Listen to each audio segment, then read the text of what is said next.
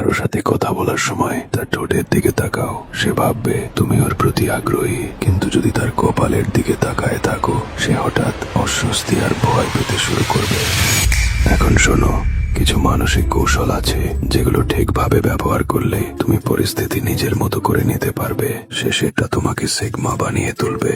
কাউকে মিথ্যা বিশ্বাস করাতে চাও, নিজের সম্পর্কে ছোট একটা দুর্বলতা বলো, তারা ভাববে তুমি সত্য বলছো। কারণ মানুষ দুর্বলতাকে অনেস্টি হিসেবে দেখে। যখন ভুল করো বা দেরি করে ফেলো, সরি না বলে বলো আপনার ধৈর্যের জন্য ধন্যবাদ। এতে ফোকাস তোমার ভুলের দিকে না গিয়ে তাদের সহনশীলতার দিকে যায়। যদি দুইটা সিদ্ধান্তের মাঝে আটকে যাও, একটা কয়েন টস করো। যখন সেটা বাতাসে ঘুরছে, দেখবে এক মুহূর্তের জন্য তুমি আশা করো যেন এটা একদিকেই পড়ে। সেই আশা, সেই ছোট অনুভূতিটাই বলে দেয় তোমার সত্যিকারের ইচ্ছে কোনটা। কিছু করে পার পেতে চাও, তাহলে এমন ভাবে চলাফেরা করো যেন জায়গাটা তোমার বাপের। কনফিডেন্স রাখবে, চারপাশে তাকিও না, দেখবে কেউ তোমাকে নোটিস করবে না। এগুলো শুধু ট্রিক না, এগুলো সোশ্যাল সার্ভাইভাল স্কিলস।